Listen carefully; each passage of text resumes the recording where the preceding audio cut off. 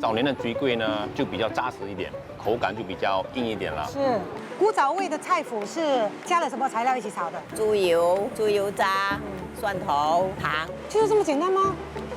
哪里会简单？以前做水鬼很辛苦，以前做水鬼娶不到老婆的嘞。所以以前古早味的菊桂一定要有酒窝的，当然有，没有酒窝人家不买了。没有酒窝就不及格了嘞。那我们开锅。 OK。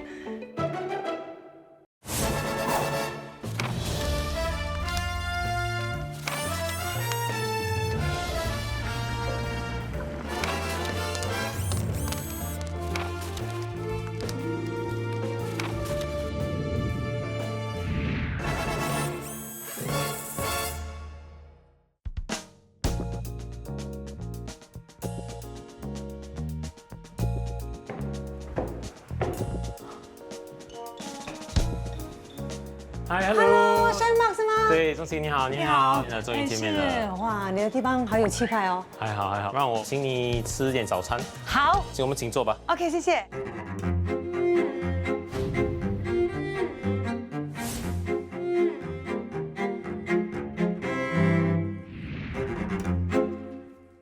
轩茂，这次我们找你来呢，是希望你可以帮我们还原水果，也就是菊桂的古早味。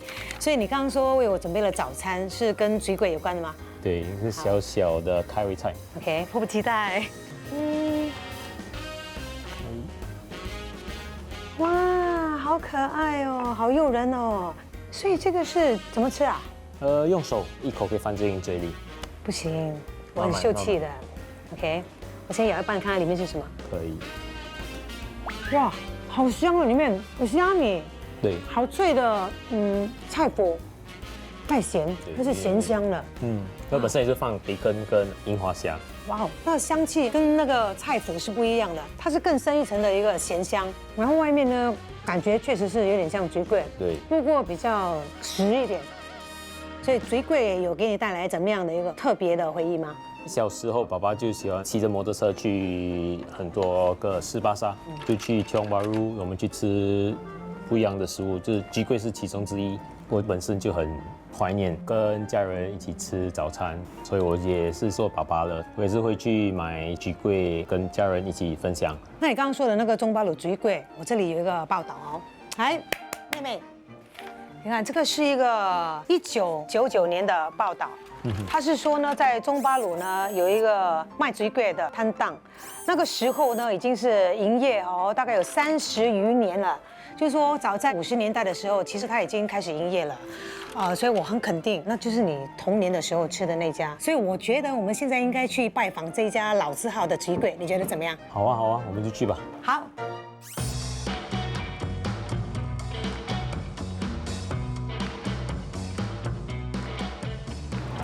耶！我最爱的菊桂，谢谢老板阿瑞。我们先把菊桂吃完了，我们再来聊聊菊桂的古早滋味 ，OK？ 好，没问题。你吃一个，我吃4个。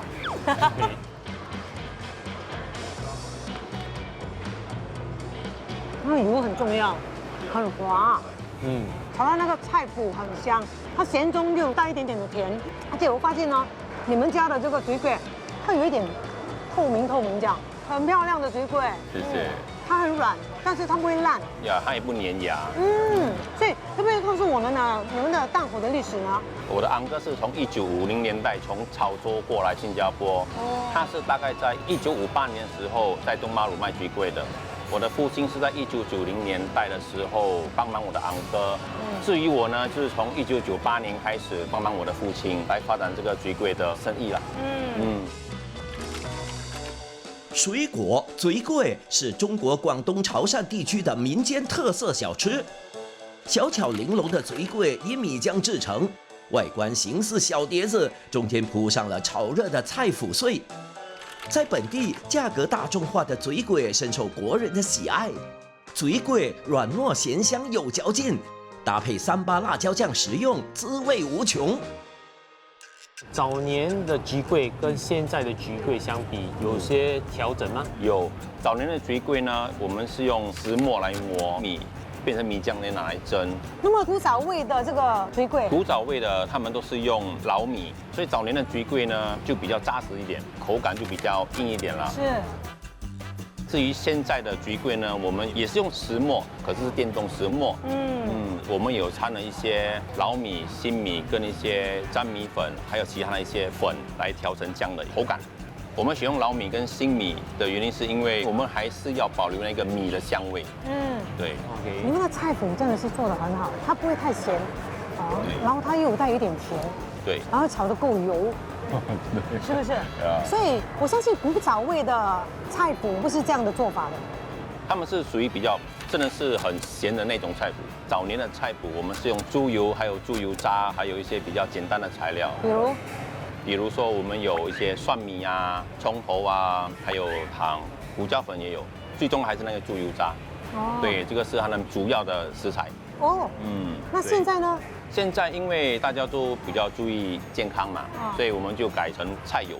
但是里面还有加了虾米啊、糖啊这些我们都有放。对。所以以前是没有虾米的啦。对，以前是没有虾米的。那老板早年的时候吃菊桂也是有配辣椒的吗？我不是很清楚晚个那个年代，可是自从我爸爸接手之后，在90年代的时候，对，已经有这个辣椒了。那你们怎么做那个辣椒的呢？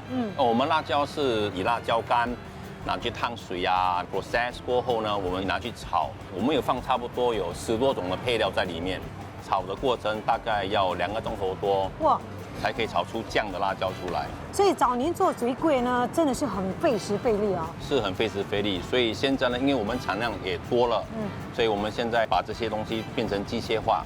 所以你要去我工厂看一下吗？要，当然要啦。OK， 好。吃完水粿就去。好。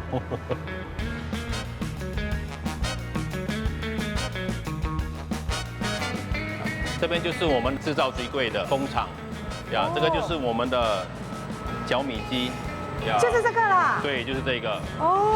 对。所以这个就是那个电动的石磨。电动的石磨。来磨米的。So after 我们磨了这个米之后，变成米浆，我们会 transfer 去那个搅拌机，这些都是变成机械化了。哇，所以这样子好像1分钟可以灌满几个模具呢？1分钟大概可以灌满600-700个模具。哇，很多哎。600-700个。所以这样子一盘是多少个呢？大概120个。我们会推去那个 steamer room 去蒸，大概8到10分钟左右。那蒸的时候是全熟还是半熟的？全熟，一定要全熟。过后我们就会拿去我们的 holding room， 让它 cool down， 然后我们开始 pack。一定要等冷却过后才可以做包装，因为刚蒸出来的时候它会有很多水分。如果有水分，我们把它拿去做包装的话，那个菊桂会很容易坏。整个流水线的这个运作其实是蛮高效率的。对。机械化的关系，所以它产量就越来越大。对。然后大的话，越来越多人就可以品尝到这个传统的小吃。对，没错。这个是我们最新的产品，即食食品。对，我们是给一些便利商店，所以这样非常好。现在呢，我们不用到档口去排队，随时随地都可以吃到我们心爱的菊桂，对，多好。今天更好，我们可以直接拿走吗？好，没问题啊，可以啊，来吧。谢谢。要不要拿多一点？没有聊天。还有。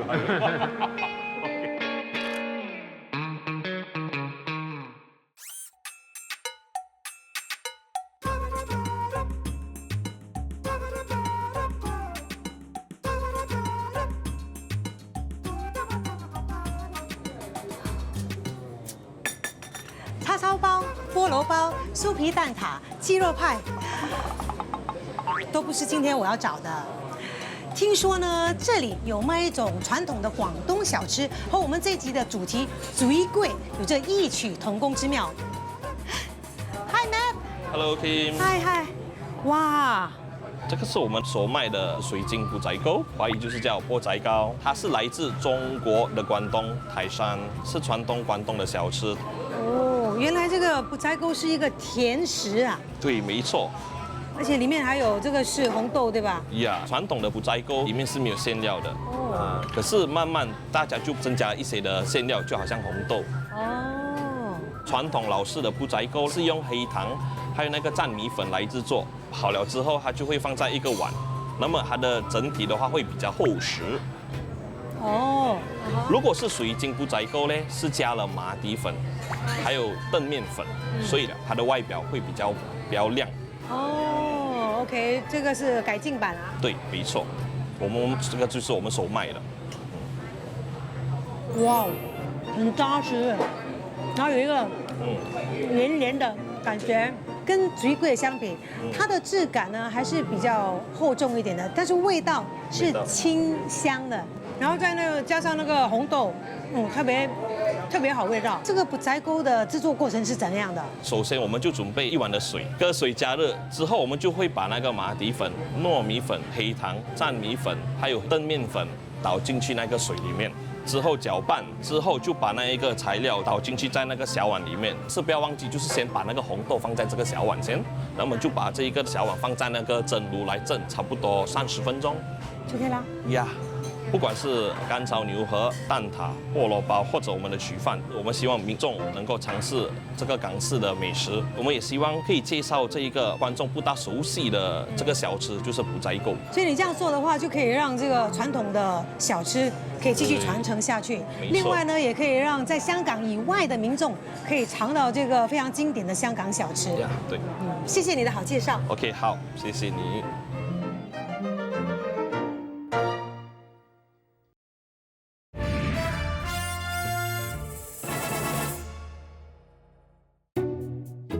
Chef， 菊桂呢是源自于中国广东省潮汕地区的一个传统小吃哦。之前我到过汕头去拍摄节目，可惜呢没有在那里吃菊桂，所以其实我很好奇，不知道原乡的菊桂跟我们本地的菊桂有什么不同？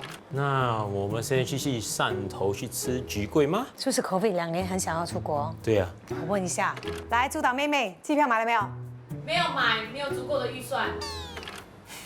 就知道，哎呀，不用担心，现在什么年代了，不一定要飞到当地才可以有答案的吗？我已经联络上了中国很著名的美食家张新明先生，他对潮汕地区的美食呢是非常了解的，就不知道啊，他对菊桂有什么特别的见解？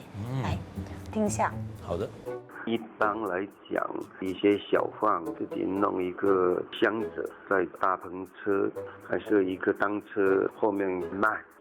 水果嘛，这比较简单啦，就先把菜脯、萝卜干碎炒熟了，菜脯一般都带了一点甜的，之后就放在这个蒸熟的水果的这个欧进来的里面，给你吃的时候还会浇上一点这个糖水。哦，有糖水的，偏甜跟咸吧。有咸，然后还有糖水。哇，好特别哦！对对对。OK， 其实我这边还有另外一个报道，是1979年的，这个有提到啊，是把那个米浆呢舀进一个陶碗里面哦，然后才拿去蒸。好，然后后面他也还说是用爷爷梗来吃菊桂的，因为爷爷梗呢是比较长，所以你吃的时候就不会把手弄到油油的。OK。那我也找到了本地一家呢，以前是用陶碗来蒸菊桂的摊档，我们现在就去找他们的老板谈一谈。好啊，走。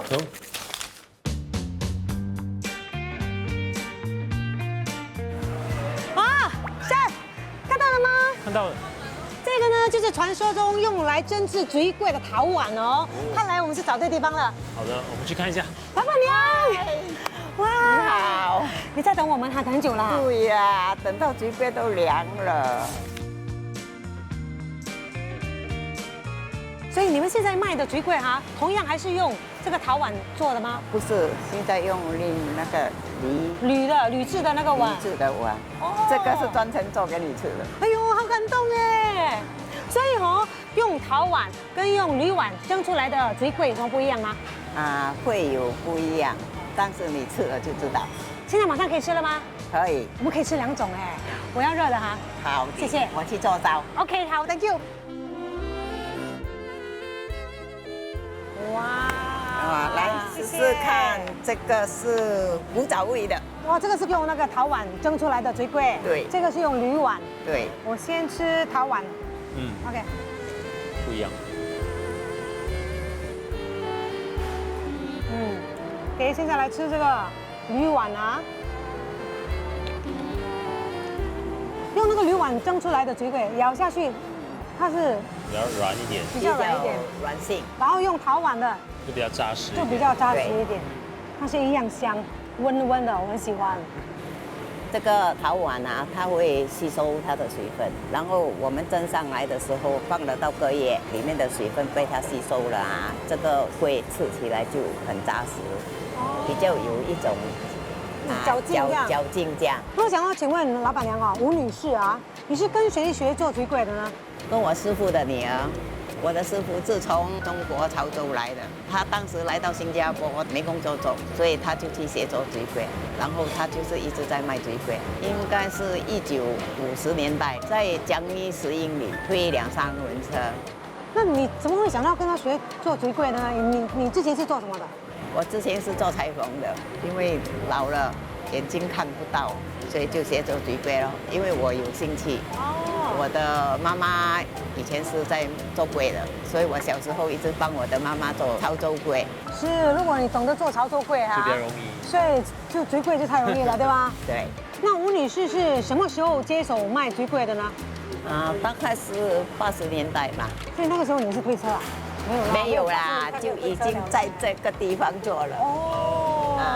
所以你在这个摊位做的时候就开始用铝碗了。起初的时候有用这个陶碗，但是陶碗啊容易破，而且成本高，现在也相当难买到。是。那你现在只用粘米粉来做那个菊柜吗？我们没有掺东西的。那以前呢？你的师傅的年代，他是用什么米？多数是用比较老的米啦，老米，因为新米做的菊柜太过水了，他用那种磨米的。那你们捣那个米浆之前，要不要擦一层油呢？不需要。它不会粘住那个？不会，因为这个碗不可以弄到水，也不可以弄到油。如果弄到水、弄到油的话，它的底下就会变质。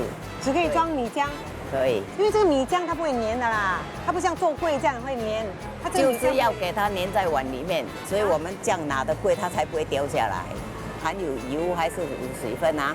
你一个柜拿了，还没有拿出来，它就整个掉下来了，就是失败了啊！哦，所以你有一个工具把它挖出来。对。啊，吴女士，你们家的菜包是偏甜的是吗？对。而且也不这么油。是我做的时候就改良了啦。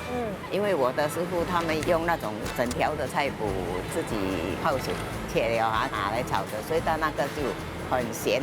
他们是先泡过水了，然后才来切呢，还是切了才泡水？整个切一半了才泡水，泡了啦才来切碎，才用砍。以前没有机器搅的吗？全部都是用手工的哈，自己砍。我看我的师傅在砍，2把刀，哦。可是你的菜脯的颜色比较浅哦，有些人的黑黑的。各自有各自的做法不一样。所以你是偏比较健康的啦。对，你看我的菜脯，我的水柜放下去没有油流出来。对，古早味的菜脯是加了什么材料一起炒的？古早味的是加猪油、猪油渣、蒜头、糖。就是这么简单吗？哪里会简单？这材料看起来很简单，要花很多时间。对，做起来就不简单。不是我做的。那你的师傅在1950年代做的时候都有配辣椒吗？那时候我不确定，因为从70年代啊，我的师傅的女儿在做的时候就有辣椒了。那么我接手到了就是有配辣椒到现在，但是我辣椒我有自己的配方。那你的什么材料？我的几样重要的啦。我的里面有放虾米。葱头、蒜头啊，基本的东西咯。那么这个就炒的时候火候要够。呀，又是火候。对，是煮东西都是火候最重要。对，我也看过一篇报道啊，就是说早年呢吃水鬼的时候，他不是用牙签，也不是用筷子的，他是用爷爷的梗。对，而且那个时候还要去找爷爷哈，自己做的哈，那个叶子拉掉，拿它的梗出来，那么呢切一小段一小段。早期的水柜是装在果叶里面的。是，这个我知道。这个果叶呢是新果木的叶子。这个果叶很多用途的，你可以装米香啦、肉酱啦。对。然后什么炒粿条，它也放在上面，对吗？对。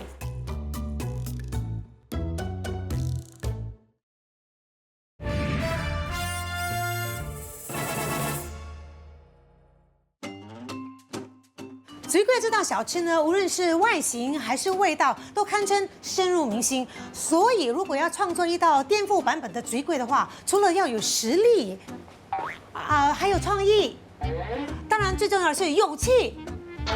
哇！所以呢，这一次呢，这么勇敢要来接受挑战的，就是这位上个系列跟我一起并肩作战的 Chef Dylan。Hello， 你好，你好，你好。Chef， 那请你赶快为我介绍你研发的颠覆版嘴粿。好，请坐。啊，就是这个吗？啊，对了，就是这个。这个不是蛋糕吗？不是蛋糕嘞，是嘴粿。这么漂亮的嘴粿啊，你也太厉害了吧！我的灵感是来自法式的一道菜，叫做 millefeuille， 是我们说的千层酥。哦，所以是一层一层的意思啦。对的。所以要怎么吃呢？我都不舍得吃。像蛋糕这样呢，从这边直接这样吃，一口一口的吃。哇，这么漂亮！你看，又有花又有叶子。还有这边呢，有一点点的，因为嘴粿有辣椒嘛，所以我这边自己做的 XO sauce 在这边，所以你可以放一点点。哇 ，OK， 好 ，OK。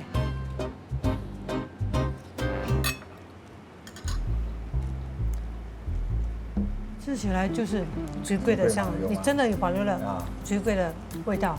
我吃到那个菜脯，然后猪肉，什么有猪肉的吗？对，还有那个猪皮的香气，对，就是你加强了这个猪油啊、猪油渣的部分，对不对？对，所以中间里面呢，我们用了Iberico的猪肉，所以我们用一个 charcoal 来烤它，给它那个香味。难怪这么香。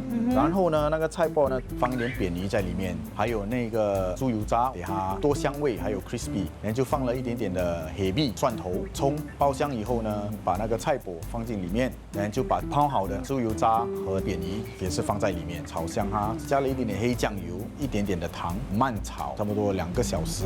啊，太厉害了！对了。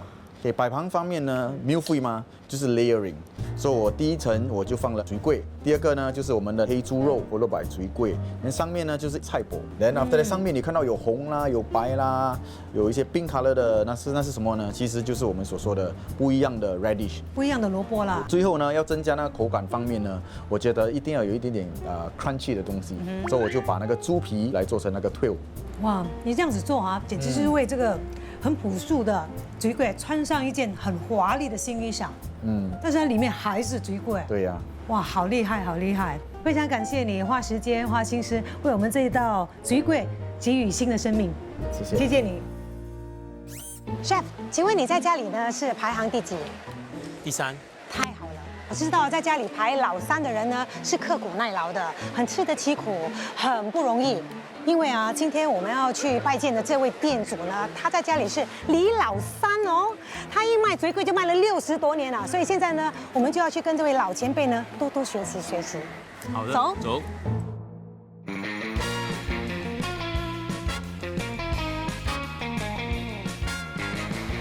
老板你好 ，Hello， 你好，这位先Mark，哦，久仰大名哦，李老3啊，谢谢。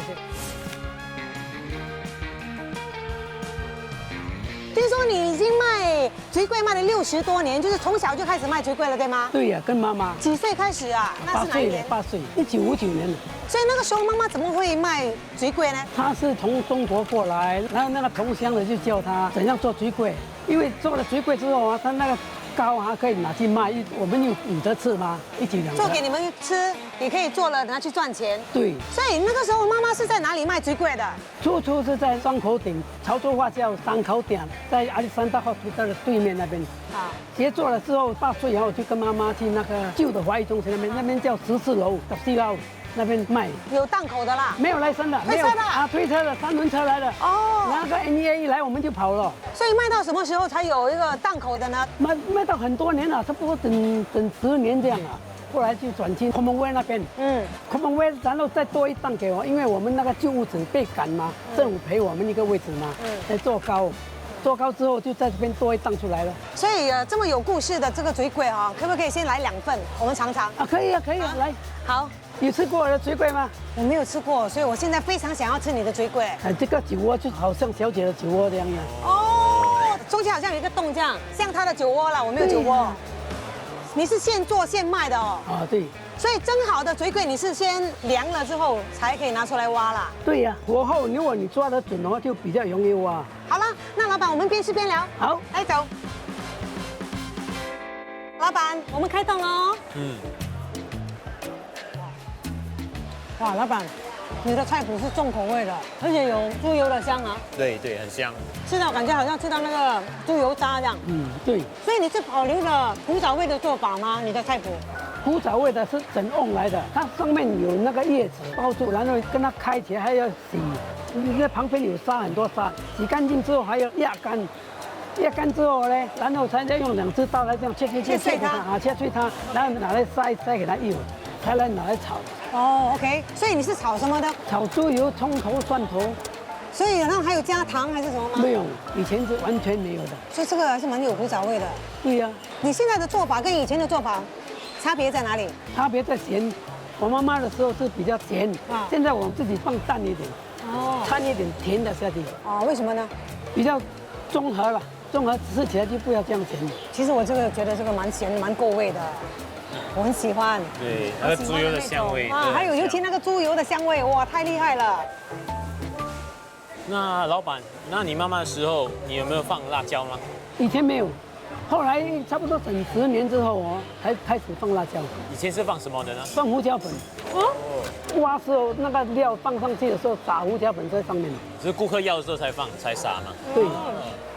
老板刚才有听到说你的猪柜有酒窝嘛，所以这个米浆你是用什么米？老米来的，老米就拿来洗干净先，洗干净蒸4个小时之后，那个肮脏的水倒掉，然后就蒸那个净水下去，那蒸4个小时之后然后就用石磨来磨了。磨出来的米浆要怎么处理呢？磨出来米浆之后要调的时候就一半烧一半冷咯，要调到中和咯。为什么不要直接加温水就好？加温水不可以啊，人家做出来的糕不可以吃的。因为你搅的那个米可能是那个米跟那个水会分开 ，OK， 所以你就加烧水，就让它快点熟了一点点，可以溶在那个水里面。对啊，然后蒸的时候它就慢慢沉底嘛，就糕就好吃。没有，那为什么又要加凉水呢？加冷水的原因是那个不要给它太熟，太熟你要倒的时候很难倒，你要看它慢慢流下去的时候熟了，不要太慢，太慢也是不可以。哦，就是要调到这个样子的米浆，才可以放在那个馍里面拿去蒸，做出来的糕才好吃。所以以前古早味的水粿一定要有酒窝的。当然有，没有酒窝人家不买了。可是除了米浆，那个火候也是很重要啊。火候你那个木材放下去的时候要大火来攻，你盖的时候那个水一定要滚。明白。那老板为什么要用木材呢？木材的火候比较顺。那么要蒸多久才知道这个水粿已经熟了，已经有酒窝了？自制的腌出来就是熟了。一定会有酒窝吗？有的。没有酒窝就不及格了嘞。就惨了。我很害怕，可以打开来看一下。不可以打开就取蒸器完蛋，那个糕全部完蛋坏了。啊，有把握吗？试一下就知道。哇，所以老板，你妈妈的年代那个50年代就是只是用老米而已，对吗？老米。所以现在你们的是用什么？用粘米粉，我们用水来调而已。哦。还有掺别的东西吗？有掺一点点别的粉。别的粉 ，OK， 意思浅不要再问了啊，就是别的粉啊。所以用老米做出来的这个水粿，跟现在用的三米粉做出来的水粿，它的分别在哪里？老米做出来的水粿比较扎实，比较好吃，比较容易挖。现在三米粉比较难抓，因为它整包来，所以你要靠你的经验一冲下去的时候，如果很快熟，那个是精米了。那你的这把刮刀是自己做的吗？对啊，这刮刀是用那个竹来慢慢切咯。你自己弄的？自己弄的。所以是一定要竹子，竹子比较好，因为木的挖出来怕它有木屑嘛。要花很多时间磨这把刀吗？不会啦，差不多1个钟头磨出来这样。1个钟头很久嘞。老板，据我了解呢，早年都是用果叶来盛水粿，然后用那个爷爷梗吃水粿的，对吗？以前那个果叶还要去摘的嘞，摘了拿回来一张一张洗干净了，还要沥干呢，沥干还要剪到好来包。所以我们要自己去做这个竹的刮刀，还有找那个果叶，很辛苦了。以前做水粿很辛苦，以前做水粿娶不到老婆的嘞。已经娶到了，很厉害。我骗来的。哇，所以你很厉害喽，又会做水粿，又会有娶到一个老婆。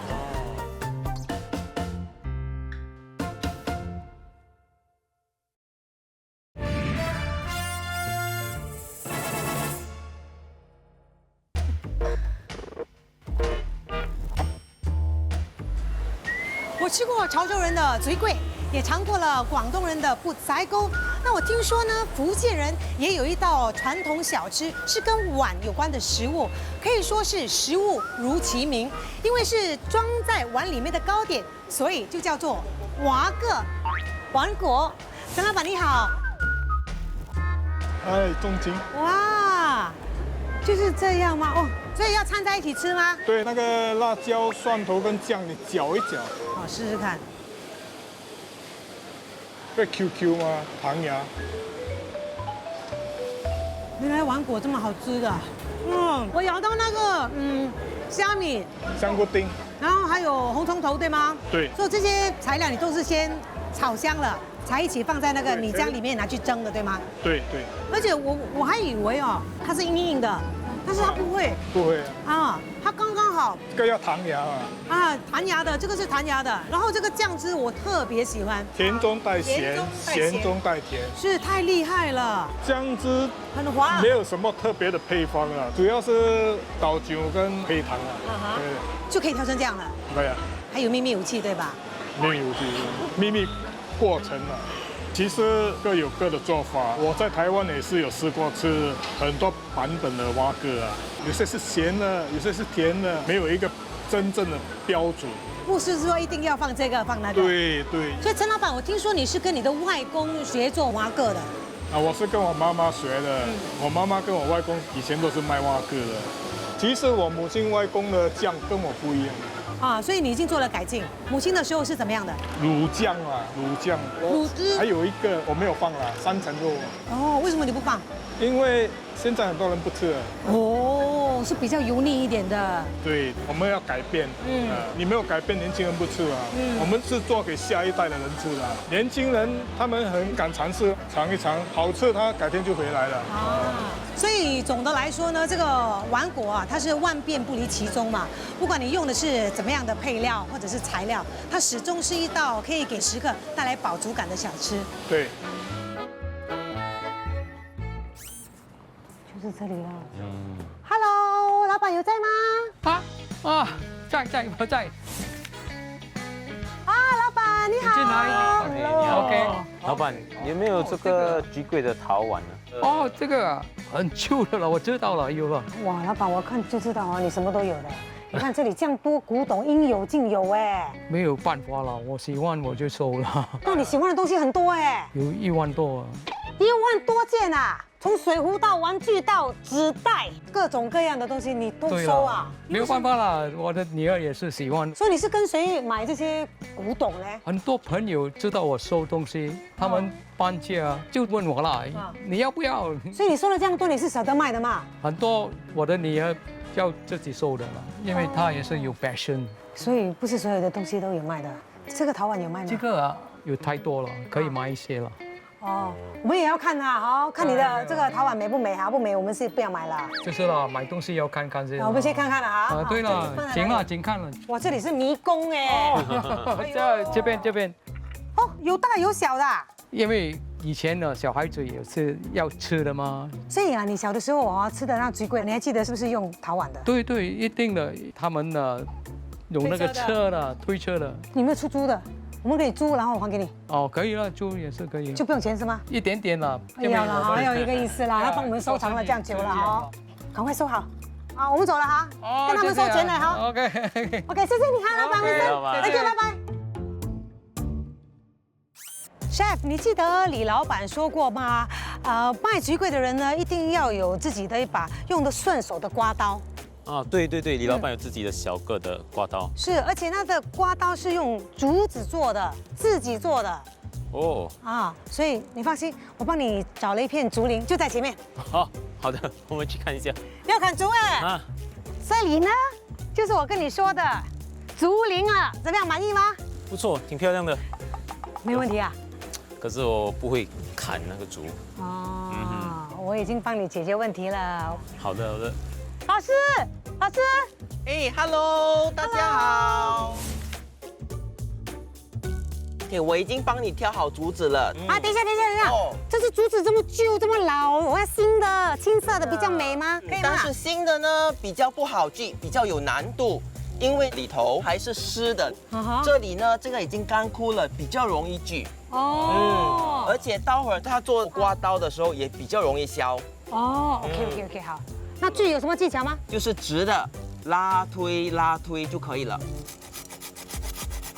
非常好。哇，老师称赞你嘞！哇，5个 star，5个 star，好快！这么快啊！这把刀好，这把刀孺子可教，孺子可教。Chef， 你没有看到？不是嘞，谢谢老师。哇，等一下，那是我的，你得做你自己的。OK， 不是我做，他做。第一步呢，你要决定长短，把你的左手推在这里，把它握紧，右手呢就握着这个锯，就开始了。哇，掌声鼓励！哇，好厉害耶！厉害！为什么你讲你就做得到的？现在呢，我们要切的就像这个部分的一小块，然后我们用这个刀来切的话会很危险，因为我们手在这里。对。所以呢，我们这样子。这样敲。这样的话就不会伤到我们的手。它只要有一点点切入了，你就可以手拿开，就直接用这个切。你来切吧。是的。一丝一丝的。对了，现在你要弄的就是它的形状就这样子一点一点的把它削出你要的形状。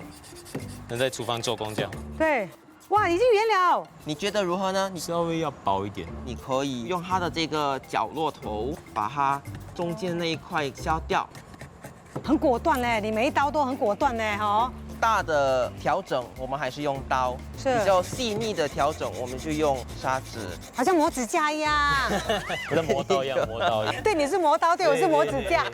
来，老师请过目。好，太棒了。会太利吗？不会啊，可以啊。谢谢，可以收工了。没有，这边收工，我们另外一边要开工了。非常感谢你。没事 ，OK， 大家有空再来。走，拜拜。我看。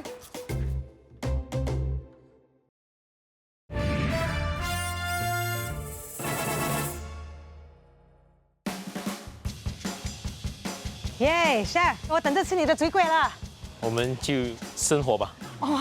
先生火煮水啊。好的。好，来，因为大家都说古早味都是用柴火的，对不对？对。有没有用木材生过火？讲真的没有，第一次。你看这很多水分不够干那木。让它烧干了，然后它就比较容易起火。有了。钟情有没有回到童年的感觉？我没有回到童年的感觉，我童年不是这样的哈。谁问的问题啊？我的童年已经有煤气炉了哈。我看起来像古早味没？妈妈的年代。我妈妈 maybe 不是我，哎呦，哇，这个火好，可以了吗？还不够。还不够，它慢慢煮啦，没关系的，因为我们要磨米嘛，是吗？对。所以它慢慢煮 ，OK。所以我们要做米浆了。这是什么米？老米。老板说的，所以你这个米是泡了多久的米？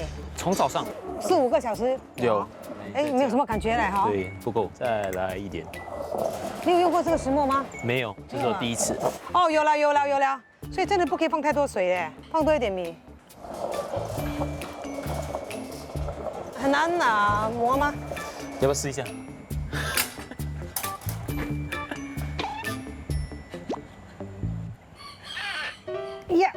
哇，你自己磨了。终于有一点奶白色的，加油！来了！哇，做一个水鬼要磨1天是吗？这是一个几天的工程。有，越来越多了。看到吗？精华。哇，精华。好，来加油！哇！我看你1个礼拜不用去 gym 了，我把它用完它好的。不要浪费。OK 了吗 ？OK。哇，终于！哇，掌声鼓励了哈！辛苦了。哇！现在我们得调米浆，所以我们就加一点很滚的热水，等一下慢慢来，不然的话，老板说如果我们加太快的话，那个米浆会熟。所以要放冷水吗？一点点，慢慢搅拌。OK， 好了。我是好助手哈。对，没有人要帮忙就惨了。会太稀吗？OK， 对。你在家里有练习吗？有。练习几次1-2次呗。OK， 好，我帮你把这个倒进去。哎呦，考功夫嘞，这个很珍贵嘞。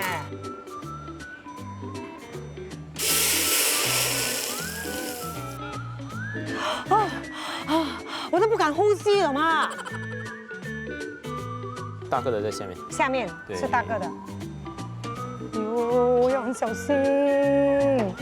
好的，我们先放大的在下面吧。 OK， 来，小心啊！哇，还有小的，几分钟老板说是20到25分钟。 ？OK， 20分钟，现在开始。菜脯，就老板说都要蒸点水，因为不然它很咸。要切碎了，对然后才拿去洗，然后才沥干，对吗？对，啊，哎呦，不会哦，我也是有工作做，所以我来帮你取那个爷爷梗。小朋友在家里不要学哈，老花的哈，安弟安哥哈也要小心哈。切菜脯的时候，听老板说过要用2把刀。OK， 我帮你洗，然后你就切你的蒜跟红葱头。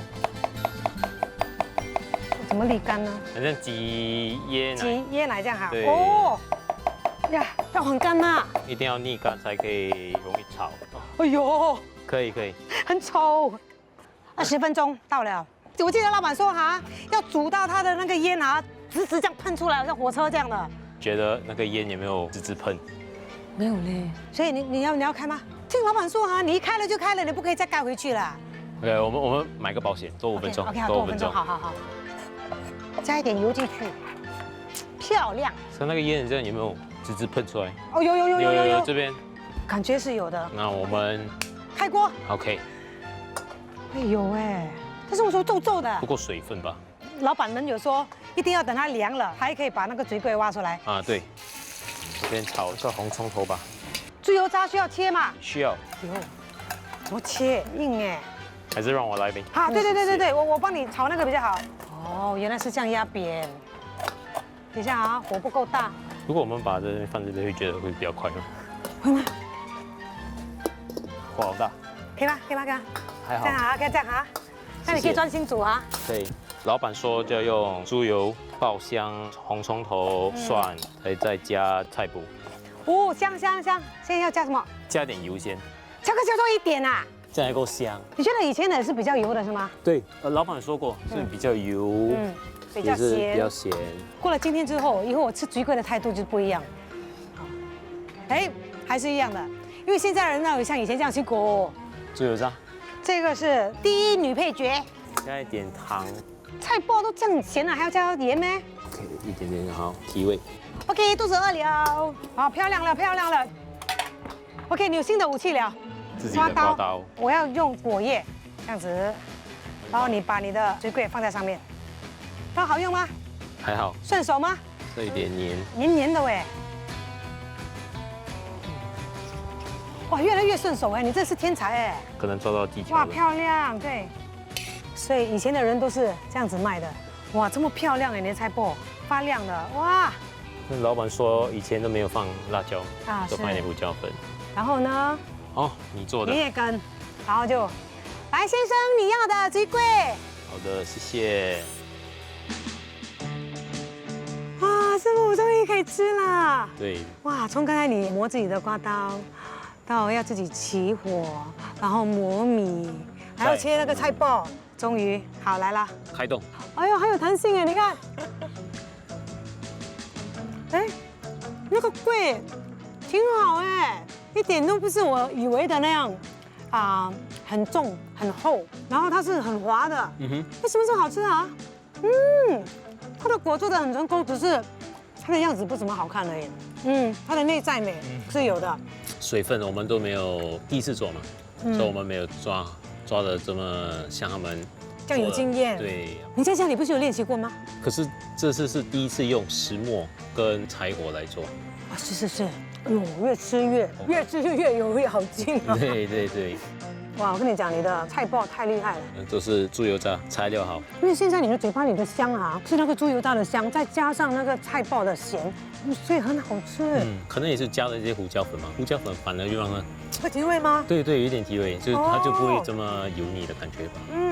所以啊，即使是你的这个菊桂做起来没有想象中的漂亮，我还是会给你100分。谢谢。从这次还原菊桂，真的是很欣赏他们怎么做这个菊桂。单这么简单的东西是挺耗时间跟费力的，真的是很佩服他们花了这么多心思，把这个传统的小吃做得最好。那对我来说呢，这样的一个传统的做法，古早味的菊桂，对很多人来说可能是一个非常美好的童年的回忆。这几天下来，还原这个古早味的菊桂，让我们懂得更加去珍惜古早味。对，我也非常感谢你，Chef。谢谢。好，我们一定要好好的吃完它，不要浪费。吃完了，好，吃完了，太好吃了。OK。